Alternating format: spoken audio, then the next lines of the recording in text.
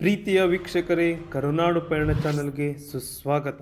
ವೀಕ್ಷಕರೇ, ಕೆಲವು ರಾಜರು ನಮ್ಮ ಇತಿಹಾಸದಲ್ಲಿ ಮೌನವಾಗಿ ಉಳಿದು ಬಿಡುತ್ತಾರೆ. ಆದರೆ ಅವರ ಆಡಳಿತ, ವ್ಯಾಪಾರದ ದೃಷ್ಟಿಕೋನ, ಚಾಣಾಕ್ಷತನದಿಂದ ಇತಿಹಾಸವನ್ನೇ ಗೆಲ್ಲುತ್ತಾರೆ. ಇಂತಹ ಇತಿಹಾಸವನ್ನು ಹೊಂದಿರುವ ಮತ್ತು ದಕ್ಷಿಣ ಭಾರತದಲ್ಲಿ ಫ್ರೆಂಚರಿಗೆ ಮತ್ತು ಬ್ರಿಟಿಷರಿಗೆ ತಲೆನೋವಾಗಿ ಪರಿಣಮಿಸಿದ್ದ ಆ ರಾಜನೇ ಮಾರ್ತಾಂಡವರ್ಮ. ವೀಕ್ಷಕರೇ, ನಮ್ಮ ಇತಿಹಾಸದ ಪುಸ್ತಕಗಳಲ್ಲಿ ನಾವು ಹೆಚ್ಚಾಗಿ ಮೊಘಲರು, ಗುಲಾಮಿ ಸಂತತಿ, ಖಿಲ್ಜಿ ಸಂತತಿ, ತುಘಲಕ್ ಸಂತತಿ ಇಂತಹ ಸುಲ್ತಾನರ ಬಗ್ಗೆ ಹೆಚ್ಚು ನಮ್ಮ ಇತಿಹಾಸ ಪುಸ್ತಕಗಳಲ್ಲಿ ನಾವು ನೋಡಿದ್ದೇವೆ. ಹಾಗೆಯೇ ನಮ್ಮ ಸೋ ಕಾಲ್ಡ್ ಇತಿಹಾಸ ತಜ್ಞರು ಇದನ್ನೇ ನಮ್ಮ ಭಾರತದ ಇತಿಹಾಸ ಎಂದು ಬಿಂಬಿಸಿದ್ದಾರೆ. ಸೊ ಅದೇನೇ ಇರಲಿ, ಮಾರ್ತಾಂಡವರ್ಮ ಎಂಬ ಒಬ್ಬ ಅದ್ಭುತ ಚಾಣಾಕ್ಷ ರಾಜನ ಬಗ್ಗೆ ಇವತ್ತಿನ ವಿಡಿಯೋದಲ್ಲಿ ತಿಳಿದುಕೊಳ್ಳೋಣ. ವೀಕ್ಷಕರೇ, 18ನೇ ಶತಮಾನದ ಪ್ರಾರಂಭದ ದಿನಗಳಲ್ಲಿ ದಕ್ಷಿಣ ಭಾರತದ ಪ್ರದೇಶವನ್ನು ತಮ್ಮ ಕೈಗೆ ತೆಗೆದುಕೊಂಡು ಸಮುದ್ರ ವ್ಯಾಪಾರದ ಮೇಲೆ ಹಿಡಿತವನ್ನು ಸಾಧಿಸಬೇಕೆಂದು British East India company, French East India company ಮತ್ತು ಸ್ಥಳೀಯ ರಾಜರು ಹೋರಾಡುತ್ತಿದ್ದಂತಹ ಸಮಯ. ಆ ಸಮಯದಲ್ಲೇ ವೈನಾಡ್ ಸಂಸ್ಥಾನ ಅಂದರೆ ಈಗಿನ ಕೇರಳ ರಾಜ್ಯದ ವೈನಾಡ್ ಜಿಲ್ಲೆಯ ಪ್ರದೇಶದ ರಾಜನೇ ಈ ಮಾರ್ತಾಂಡವರ್ಮ. ವೀಕ್ಷಕರೇ, ಕೇರಳದ ವೈನಾಡ್, ತಿರುವನಂತಪುರಂ, ಕೊಚ್ಚಿ, ಪದ್ಮನಾಭಪುರದ ಪ್ರದೇಶಗಳು ಬಂಗಾರದ ಭೂಮಿಯಾಗಿದ್ದವು ಮತ್ತು ಕೇರಳದ ಸಮುದ್ರ ಬಂದರುಗಳ ಮೇಲೆ ಹಿಡಿತ ಸಾಧಿಸಿ ಯುರೋಪ್ನೊಂದಿಗೆ ವ್ಯಾಪಾರ ಮಾಡಲು ತುಂಬ ಅವಶ್ಯಕವಾಗಿದ್ದರ ಪರಿಣಾಮ ವೈನಾಡ್ನ ಮೇಲೆ ಫ್ರೆಂಚರು, ಬ್ರಿಟಿಷರು ಈ ಪ್ರದೇಶವನ್ನು ವಶಪಡಿಸಿಕೊಳ್ಳಲು ಹಾತೊರೆಯುತ್ತಿದ್ದರು. ಇವರಿಗೆ ಸಮಾನಾಂತರವಾಗಿ ಮಾರ್ತಾಂಡವರ್ಮ ಈ ಪ್ರದೇಶದಲ್ಲಿ ಬಲಿಷ್ಠವಾಗಿ ಬೆಳೆಯುತ್ತಿದ್ದ. ವೀಕ್ಷಕರೇ, ಆಗಲೇ ಬ್ರಿಟಿಷರು ಮತ್ತು ಫ್ರೆಂಚರ ನಡುವೆ ಈ ಪ್ರದೇಶದಲ್ಲಿ ಮುಸುಕಿನ ಗುದ್ದಾಟ ಪ್ರಾರಂಭವಾಗಿದ್ದರ ಪರಿಣಾಮ ಬ್ರಿಟಿಷರು ಮದ್ರಾಸ್ನಲ್ಲಿ ಪ್ರಾಬಲ್ಯವನ್ನು ಹೊಂದಿದ್ದರೆ ಫ್ರೆಂಚರು ಪದುಚೇರಿಯಲ್ಲಿ ಪ್ರಾಬಲ್ಯವನ್ನು ಬೆಳೆಸಿಕೊಂಡಿದ್ದರು. ಇಬ್ಬರಿಗೂ ದಕ್ಷಿಣ ಭಾರತದ ಸಂಸ್ಥಾನಗಳನ್ನು ಬಳಸಿಕೊಂಡು ರಾಜ್ಯಗಳನ್ನು ತಮ್ಮ ಹಿಡಿತಕ್ಕೆ ತರಬೇಕೆಂಬ ಅಭಿಲಾಷೆ. ಆದರೆ ಮಾರ್ತಾಂಡವರ್ಮನಿಗೆ ಇವರ ಆಟ ಮೊದಲೇ ಚೆನ್ನಾಗಿ ತಿಳಿದುಕೊಂಡಿದ್ದ. ಮಾರ್ತಾಂಡವರ್ಮ ಬ್ರಿಟಿಷರು ಮತ್ತು ಫ್ರೆಂಚರನ್ನು ದೂರ ಇಟ್ಟು ಆಡಳಿತವನ್ನು ಬಲಪಡಿಸಿಕೊಂಡಿದ್ದ. ಯಾರನ್ನೂ ಸಂಪೂರ್ಣವಾಗಿಯೂ ಸ್ನೇಹಿತನಾಗಿಯೂ ಮತ್ತು ಶತ್ರುವಾಗಿಯೂ ಕಾಣದ ಈತ ಚಾಣಾಕ್ಷತನದಿಂದ ರಾಜ್ಯಭಾರ ನಡೆಸುತ್ತಾ ಇದ್ದ. ವೀಕ್ಷಕರೇ, ಅದು 1741ರ ಸಮಯ.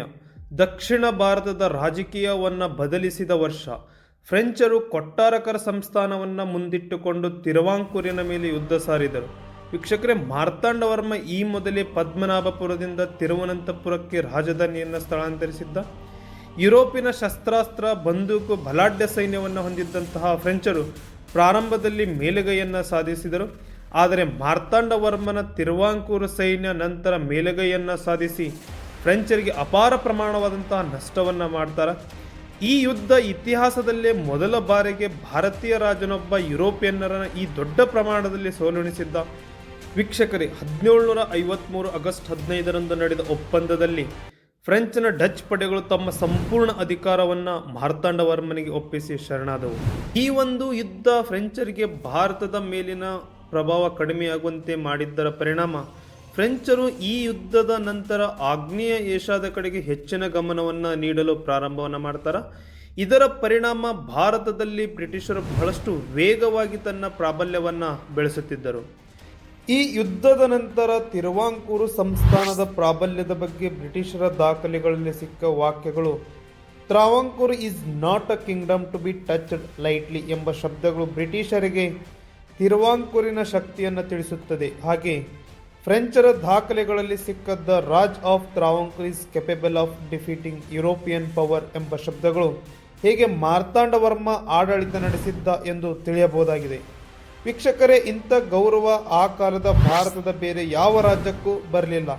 ಇದರಿಂದ ಮಾರ್ತಾಂಡವರ್ಮನ ಶೌರ್ಯ, ಸಾಹಸ ಹೇಗೆ ಫ್ರೆಂಚರು ಮತ್ತು ಬ್ರಿಟಿಷರ ಮೇಲೆ ಪ್ರಭಾವ ಬೀರಿತ್ತು ಎಂದು ನಾವು ತಿಳಿಯಬಹುದು. ವೀಕ್ಷಕರೇ, ಇಷ್ಟು ಪ್ರಭಾವಶಾಲಿ ಚಾಣಾಕ್ಷ ರಾಜನಾದ ಮಾರ್ತಾಂಡವರ್ಮನ ಬಾಲ್ಯದ ಜೀವನ ಅಷ್ಟೇ ಕಷ್ಟ, ನೋವಿನೊಂದಿಗೆ ತುಂಬಿಕೊಂಡಿತ್ತು.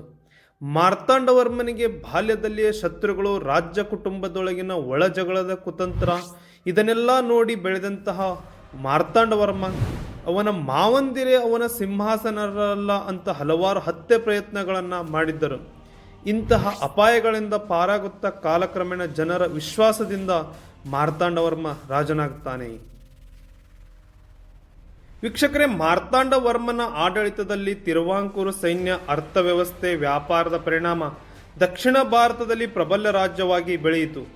ಇವನ ಆಡಳಿತದಲ್ಲಿ ತಿರುವಾಂಕೂರು ಹಲವು ವರ್ಷ ಬ್ರಿಟಿಷ್ ಆಕ್ರಮಣದಿಂದ ಸುರಕ್ಷಿತವಾಗಿತ್ತು. ಇದು ಒಬ್ಬ ರಾಜನ ಶಕ್ತಿ, ಬುದ್ಧಿವಂತಿಕೆ ಮತ್ತು ಧೈರ್ಯದ ಸಂಕೇತವಾಗಿದೆ. ವೀಕ್ಷಕರೇ, ಮಾರ್ತಾಂಡವರ್ಮನ ಕಾಲದಲ್ಲಿ ಕೊಚ್ಚಿ ವಿಶ್ವದ ಪ್ರಮುಖ ಸಾಂಬಾರ್ ಪದಾರ್ಥಗಳ ಕೇಂದ್ರವಾಗಿ ಬೆಳೆದಿತ್ತು. ಆ ಸಮಯದಲ್ಲಿ ಈ ಸಂಸ್ಥಾನವು ಅತ್ಯಂತ ಶ್ರೀಮಂತ ಸಂಸ್ಥಾನವಾಗಿ ಬೆಳೆದಿತ್ತು. ಹೀಗೆ ಮಾರ್ತಾಂಡವರ್ಮನ ಆಡಳಿತ ಭಾರತದ ಇತಿಹಾಸದಲ್ಲಿಯೇ ಪ್ರಮುಖ ಕಾಲಘಟ್ಟವಾಗಿ ಗುರುತಿಸಲ್ಪಡುತ್ತದೆ. ಇಂದು ಕೂಡ ಬ್ರಿಟಿಷ್, ಫ್ರೆಂಚ್ ದಾಖಲೆಗಳಲ್ಲಿ ತಿರುವಾಂಕೂರ್ನ ಹೆಸರನ್ನು the Kingdom that defeated Europe ಅಂತ ಬರೆದಿದ್ದಾರೆ. ಎಂದರೆ ನಿಜವಾಗಿಯೂ ಮಾರ್ತಾಂಡವರ್ಮನ ಸಾಹಸ ಎಲ್ಲರನ್ನ ನಿರ್ಬೆರಗಾಗಿಸುತ್ತದೆ. ನಿಜ, ಹೋರಾಟ ಬಂದಾಗ ಕೆಲವು ರಾಜರು ಗೆಲ್ಲುತ್ತಾರೆ, ಆದರೆ ಕೆಲವು ರಾಜರು ಇತಿಹಾಸವನ್ನೇ ಗೆಲ್ಲುತ್ತಾರೆ. ಆದರೆ ದುಃಖದ ವಿಷಯವೇನೆಂದರೆ ಇಂತಹ ಅನೇಕ ರಾಜರುಗಳು ಭಾರತದ ಇತಿಹಾಸದಿಂದ ಕಣ್ಮರೆಯಾಗಿದ್ದಾರೆ. ಹೀಗೆ ಇತಿಹಾಸದ ಪುಸ್ತಕದಲ್ಲಿ ಕಣ್ಮರೆಯಾದಂತಹ ರಾಜರುಗಳ ಬಗ್ಗೆ ಮುಂದಿನ ಅನೇಕ ವಿಡಿಯೋಗಳಲ್ಲಿ ತಿಳಿದುಕೊಳ್ಳಲು ಕರುನಾಡು ಪಯಣ ಚಾನಲನ್ನು ಸಬ್ಸ್ಕ್ರೈಬ್ ಮಾಡಿ.